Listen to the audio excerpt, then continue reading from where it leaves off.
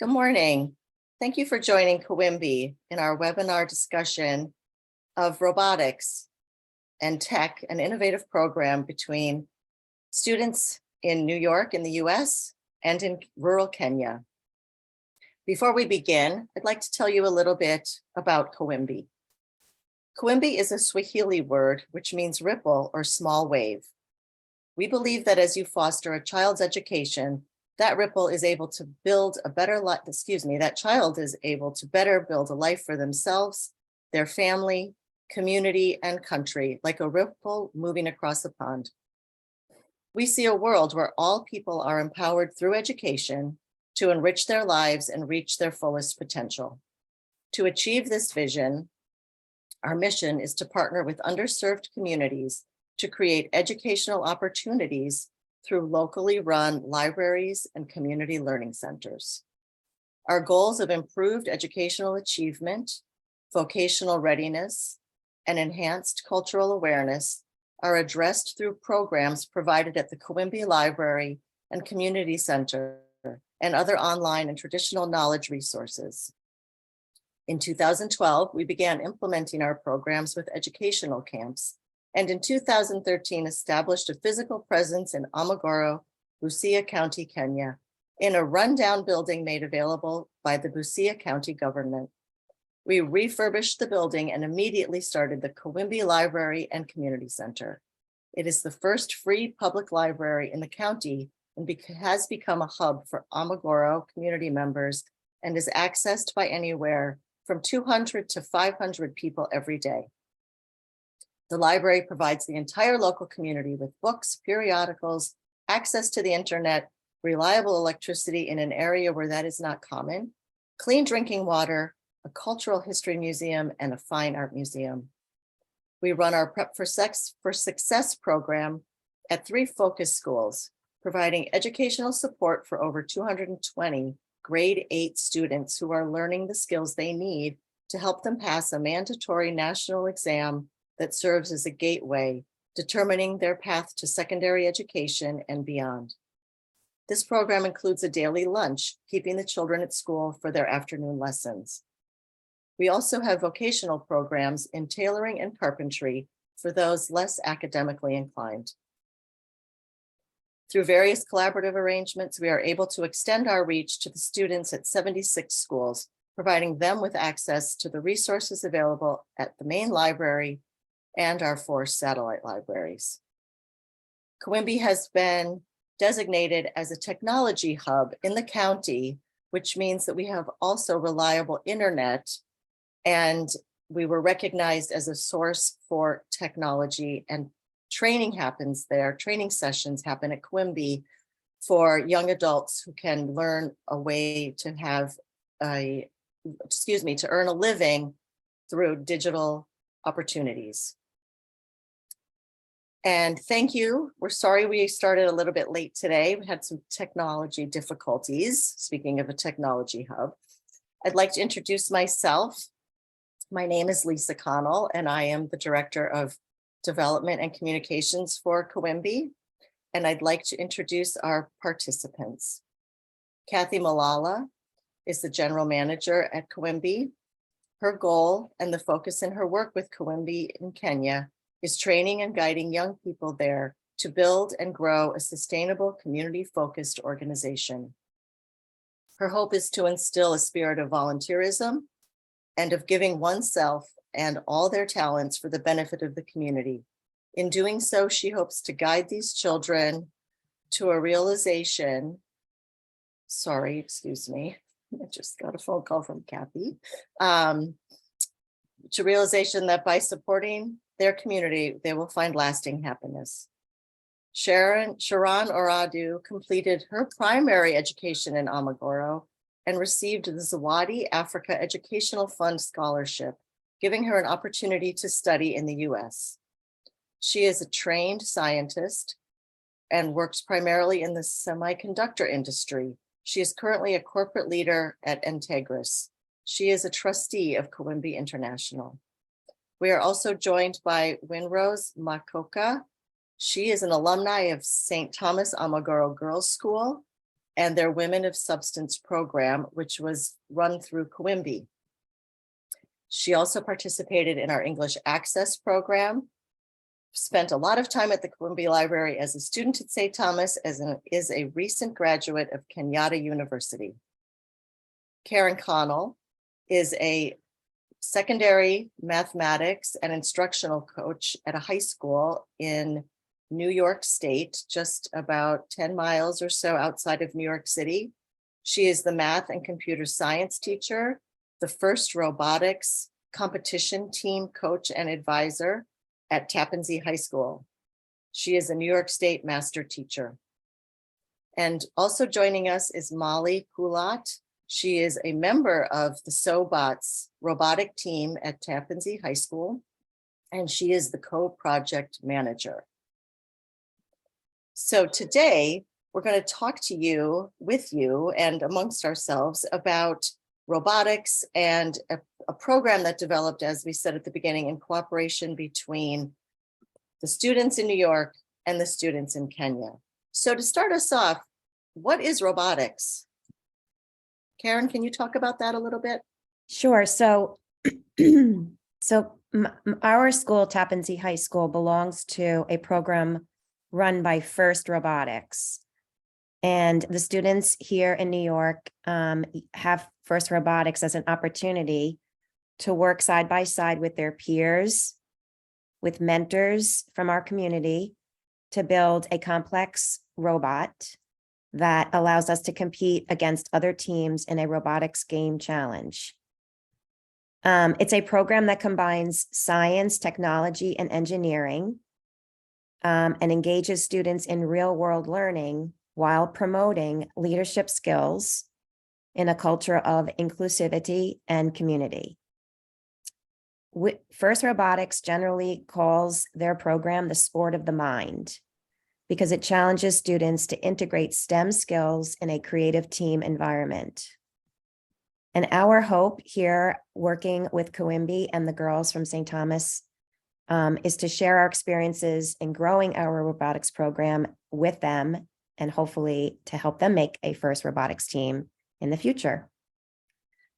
We would like to share with you a small short video that explains our robotics program, and I'm going to do that right now.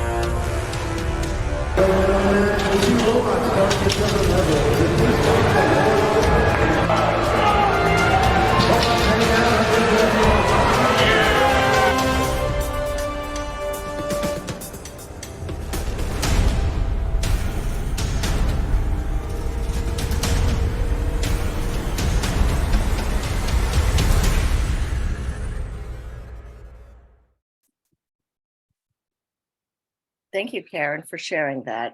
It's Okay. amazing what the students have created with those robots. Those are really impressive. Yeah. And in order to illuminate the importance of this cooperative program and what an amazing impact it can make on the students in Kenya, I first would like to show you a video of the area in which the students live, and a little bit about, and you'll see, excuse me, a little bit about the school, some images of the school.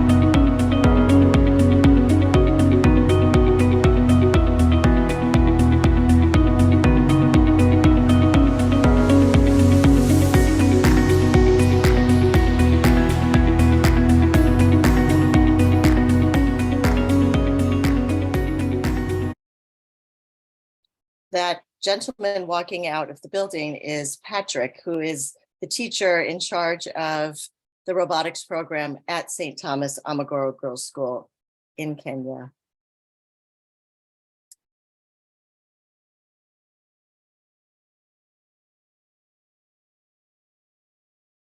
So I'd like to ask Winrose, who was a student at St. Thomas, a little bit about what the school was like when you were there and what it was like to grow up in that area before Kawimbi was there and as Kawimbi was getting going. If you could talk to us about what your experiences at St. Thomas were like. Hi everyone. Hi. It is raining over here, so if you find out that I'm shouting, please forgive me. Yeah, when I was at St. Thomas Amagro Girls, that was from the year 2014 to 2016. I joined St. Thomas when I was in Form 2, and then the school was 2-stream. We had per level, there were 2 streams, each had about 40 students, and it was really congested. We only had one dormitory, place where we used to go and sleep. And then it was a mixed day and boarding school. So we had some students who were boarders and most of them were day scholars. And it was really difficult for us to like share. At times, some of the day scholars will come in late, and then that forced us to start our lessons late. And I think for us who were boarders then, life was really good.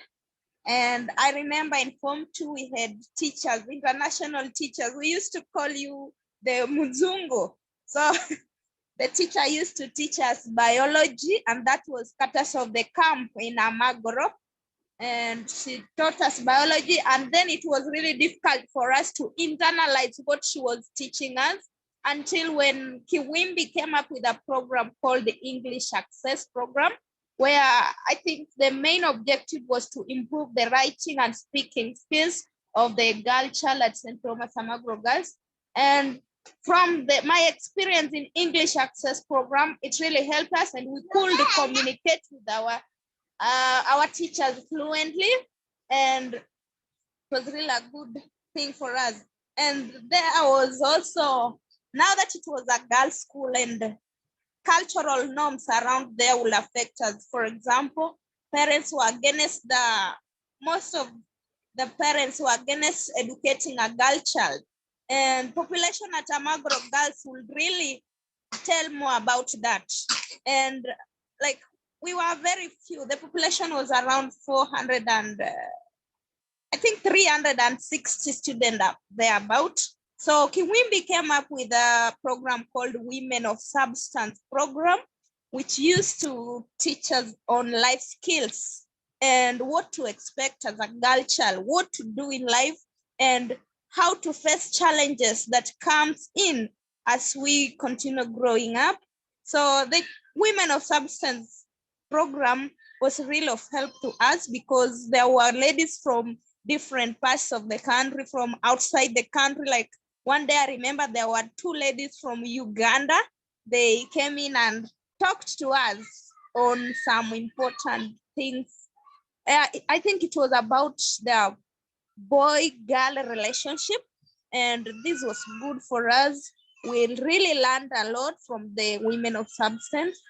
Also, when I was in St. Thomas Amagro Girls, we had programs on our teaching timetable. There was a time meant for us to go to Kiwimbi Library and study there. Some of us were reading the novels, others were given the opportunity to like participate in art and craft. We used to draw, and we were given even gifts from Kiwimbi staff, and that really motivated us. And as I speak now, there is one of us who is doing arts and design. I think she has graduated. Courtesy of that Kiwimbi program, of training us and showing us how to draw. They really gave us the resources we needed. Also, Kiwimbi, I used to see students from Amagro primaries going to Kiwimbi for lunch. I think there were those from vulnerable families. And that program really helped them, because when you look at the performance of Amagoro girls at that Amagoro primary school at that time, it was really impressive, courtesy of the Kiwimbi, that lunch program, I think. And also in Amagoro, talking about the robotics and the science and engineering fair. I remember participating in Kenya Science and Engineering Fair in 2015. There was a program under energy and transport. And the title of the project was Lights at Road Corners. We really found it difficult to progress with the project simply because we didn't have the materials, we didn't have the resources. The project itself, like, it was somewhat expensive. And our principal then wouldn't provide the material because of the, I think, the little finance that she had. And we don't complain, because for now, as I'm teaching somewhere, I understand why she used to tell us that there are no resources. So girls, just keep going. There are no resources. But I've seen courtesy of you, the girls have participated in the robotics, and wow, I've seen they have emerged the winners. They are number one, and congratulations to them. Congratulations to you for supporting them. At least your efforts your efforts have gone fruitful, and thank you for that. Then I also remember with the English Access Program, we used to go to the camp and have our lunch program. There we were also taught home science skills. I remember Madam Kathy organizing for somebody to teach us how to make a pancake. And from that, I can make a pancake for my family now. And it only takes me a minute because I have the skills, I learned everything. And thank you to Madam Kathy for that. And I think the program is still there for the girls at St. Thomas Amagro Girls. For that one, we help them improving even in their home science skills. So Kiwimbi at large helped us a lot. And thank you. There are a lot of things that I can't remember really, but talking about lending us books. When I was in St. Thomas Amagro Girls, we didn't have a library from within our school. So the only resource available was the Kiwimbi Library, which was about 100 meters away. And when we used to go there, the Kiwimbi staff allowed us to borrow books from them and will return during our next session. And that really helped us. So that was then, and with it, I'm now a teacher of physics and mathematics. And I think it is because of Kiwimbi. Because when I joined Amagoro Girls, I was told that there was nobody that have made it to the university. And I experienced those who were in Form 3 and those who were in Form 4 then, there was nobody who went to the university. And I really worked smart, courtesy of the Kiwimbi, who used to bring in the motivational speakers to the school. Yeah, I remember one day the Kiwimbi staff, including Madam Kathy, came in with a motivational speaker when we were on parade. And he talked about mathematics and told us that mathematics is very simple. So from there, I changed my attitude towards mathematics and said that one day I'll be a professor of mathematics. So that one really motivated me and also motivated others who I know they are at least somewhere for now. So that's what I experienced as a student at Amagro Girls. Thank you so much, Winrose, for sharing that. And what I heard you say quite often was that it was the opportunity to learn new skills and to be exposed to new concepts that really motivated you and kind of created new paths and opportunities. And that is exactly what this cooperative robotics program was conceived to do.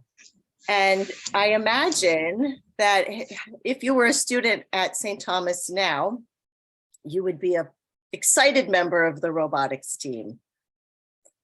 Yeah, that's true. It is that. So going from there and what the information Winrose shared with us about her experiences at St. Thomas and the opportunities and things she was exposed to, I'd like to next show you a video of a brief conversation with the principal there now. And then we'll talk a little bit about how the cooperative robotics program developed and where it's going.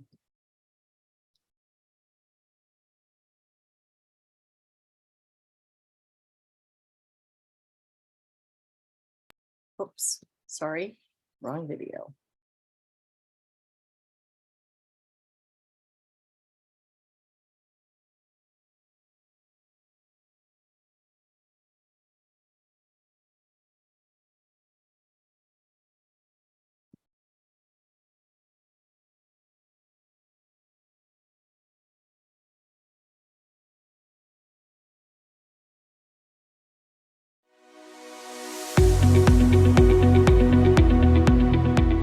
Hello, I'm Kathy Malala from Kiwimbi, Kenya, and we are here in Amagoro, Teso, which is a border town, Kenya-Uganda border, and we are celebrating along with the world the International Women's Day.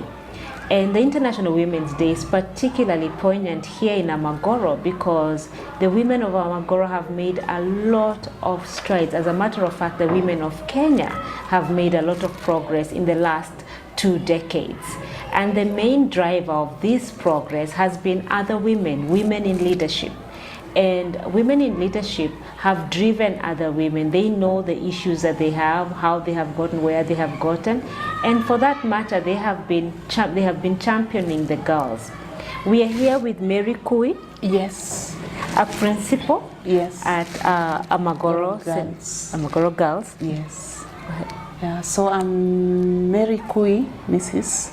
Principal St. Thomas Amagoro Girls, one of the best schools in this region, one of the best girls schools actually in this Amagoro, and the school is been doing quite well, and I'm so pleased to be the current principal in the school, and a lot is happening, especially around the girl child.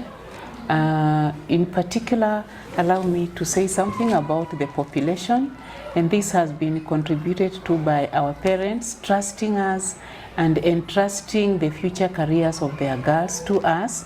Currently, the school is hosting about 987 girls. This is quite pleasant because for me as a woman, it means we are enabling many women to come to school. Many girls are learning, and after learning, we are now empowering the woman. And as they get out there, they go to colleges and universities, and this is quite pleasant because eventually they'll become people. They will become great women in future.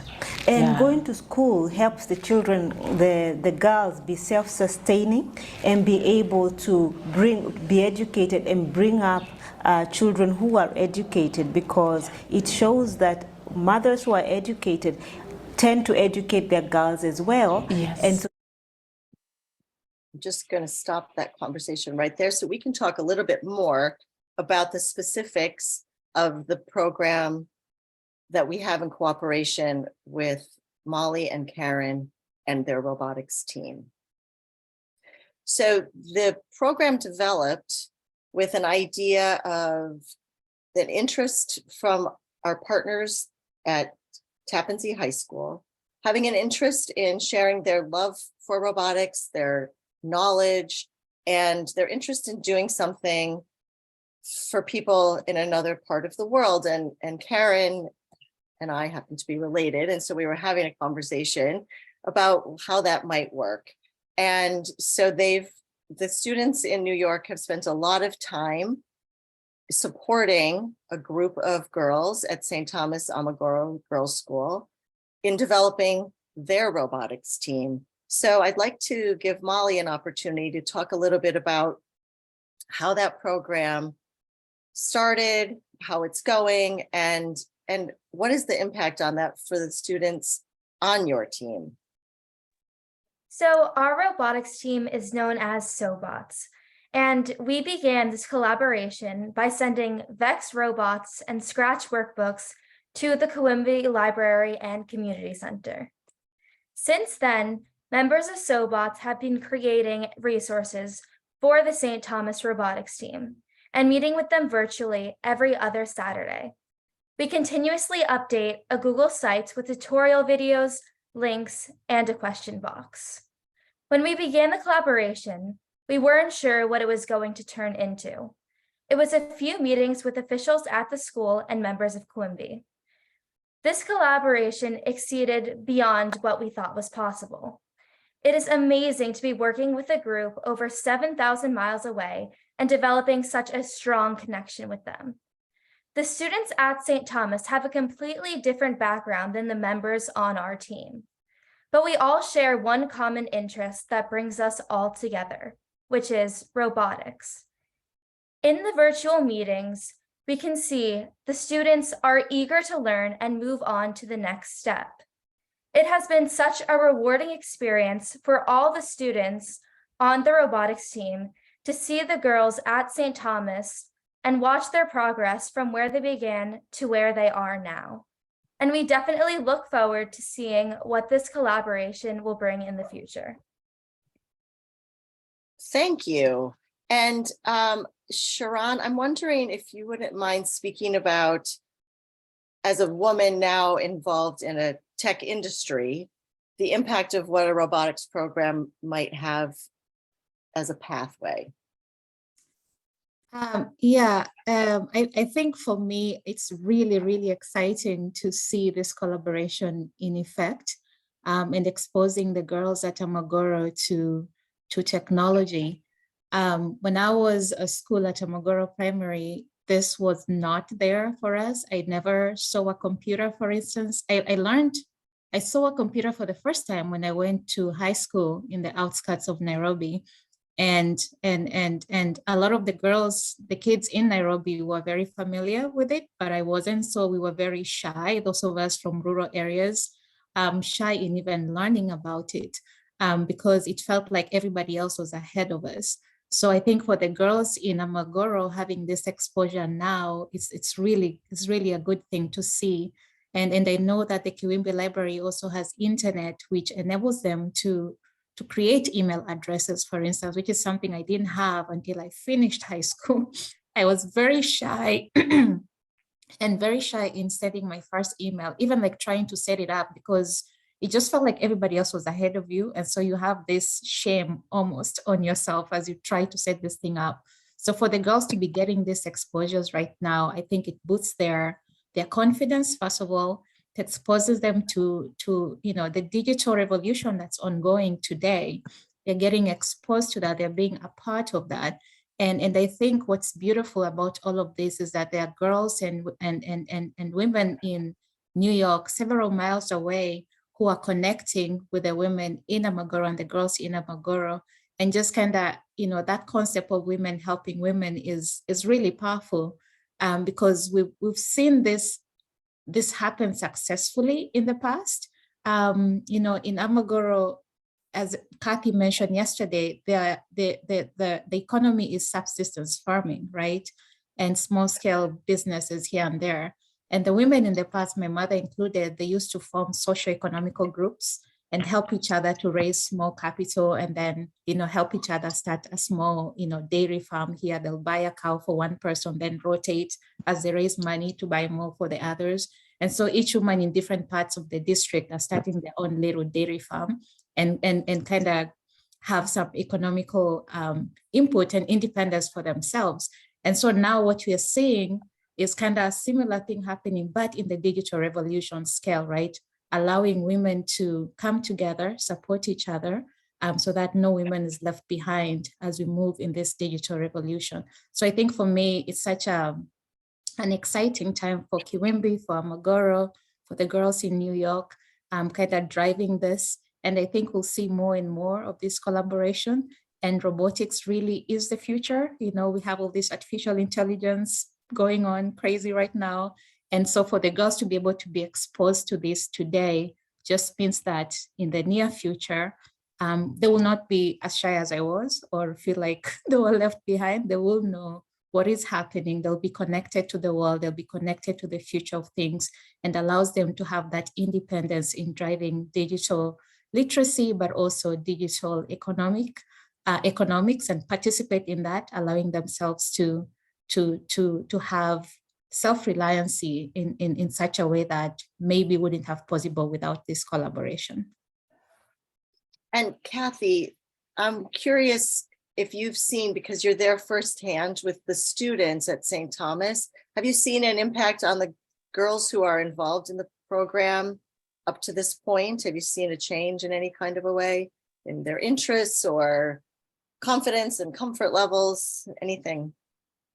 Yes, I have seen it, because in the beginning, even I was wondering, robotics in Amagoro, really, I was thinking, well, that's way beyond us.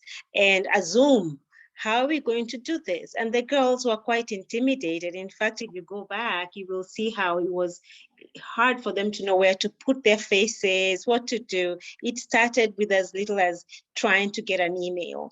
But once they practiced, they got that email. Where they were then, and the girls who were trying to get into this competition is a whole different world. So it amazes me how quickly people adapt. And even though they're here, most of them don't have electricity in their homes, they can come, adapt to the digital world, adapt quickly, not only adapt quickly, but thrive in it. And now getting on a Zoom call is not a question. They're actually doing their work now. It's about the robotics. It's not about, can I get on Zoom? So they've come from, can I get on Zoom? Can I get an email? To competing in a robotics class, and they don't even have any issues about all of that. It is amazing. And so I've been able to see them get into a universe they could not have imagined before, not just the robotics one, but in the digital world, really getting an email and getting their own accounts and setting up their own, the link, and clicking on the link to going and doing the robotics itself, doing the actual work. So yes, I've been able to see a whole lot of difference, and I've been able to see advancement. What people need is opportunity. I believe that now more than ever, more than ever. And I think that goes back to what Winrose was commenting on. And Molly, I'm wondering, as a high school student, the same age as the girls that we meet with every other Saturday, what changes have you observed in their participation in those conversations? So in one of the first meetings we had with the students, we played a game with them, and it was just kind of like an icebreaker, trying to get to know them. And a lot of the girls were very hesitant to participate. They weren't used to that kind of environment, that kind of virtual environment. But since then, we've had several meetings, and I can see the students are eager to participate, eager to keep learning, keep the program going. And they're always looking for the next step, asking for other robots. How can they do this? How can they do that? And really comfortable to be able to open up on the Zoom call and talk to our team and develop a collaboration that wasn't there before. Well, I think the next thing everybody should see is a video of the girls operating their robot. So let me find that video for you.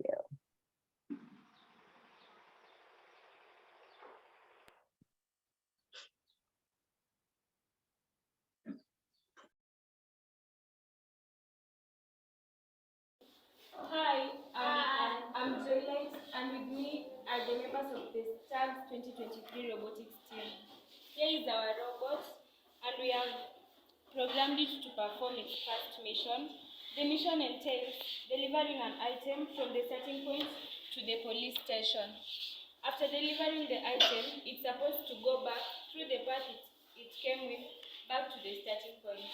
And here it goes.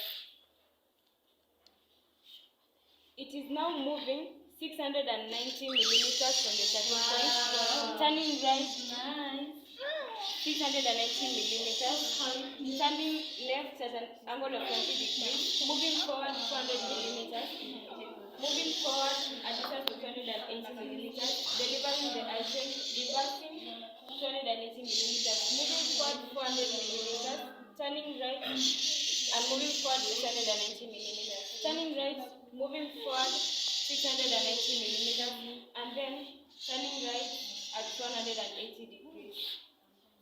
Yes.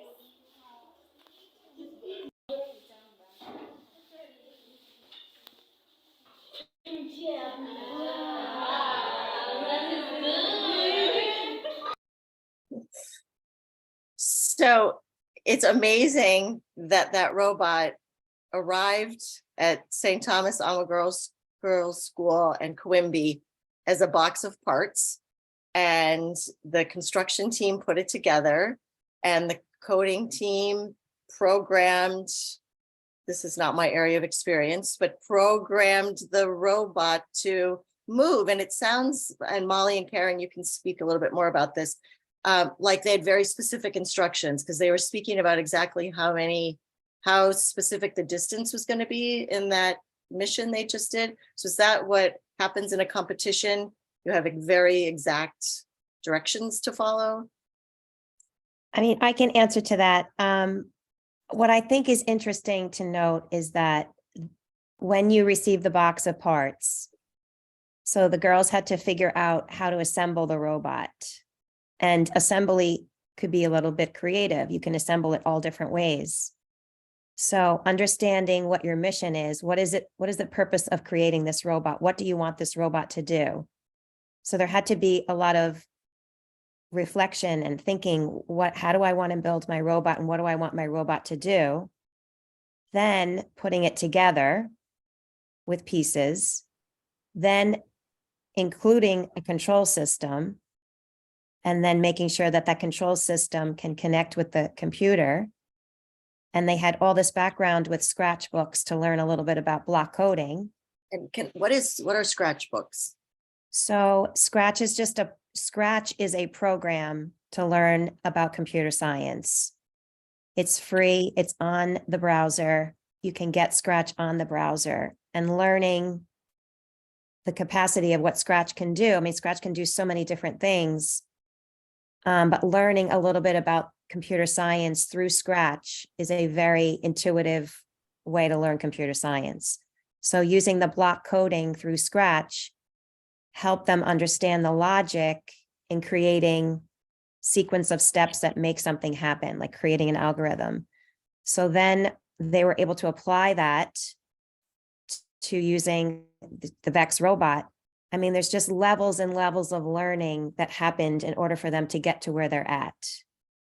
And in addition, I wanted to say that when Kathy was talking about and Molly was talking about the calls, this last call that we had, I think it was yesterday, listening to the girls speak and having Olivia spoke, and J-Light, I think her name was Joy-Light. I mean, the excitement and the ability to speak, and because they have to be able to present their ideas in a very formal way to these judges. I mean, it's just a tremendous amount of growth. I just wanted to say that. That's what I also noticed. Yeah, I was going to say that too, because I remember, being a student at Amagoro Primary, we were not as confident, as this. And I think some of the things that come out of such programs is just really building the confidence of the girls, which is so beautiful to see. Because, as a scientist, I had to learn how to present my work. It's good to create something, but if you can't explain it to somebody, then, it's not, you haven't done the full job, and they're doing a really good job of doing that too. So that was good to see as well.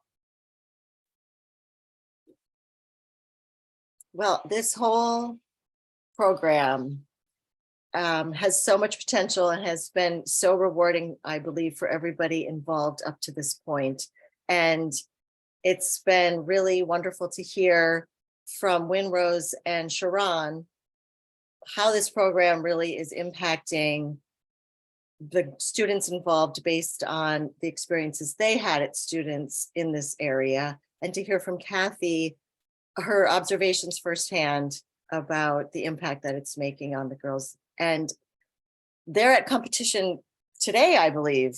And I wish I knew more to report how it's working out for them today, but we'll keep our fingers crossed and send good luck to the Stags Robotics team as they complete their competition today. And thank you, Karen and Molly and the Sobots Robotics team for your support all the way through this program. And to all of you for joining us here today. Thank you very much. Thank you and Thank you, congratulations, Lisa. Molly. Bye-bye. Bye.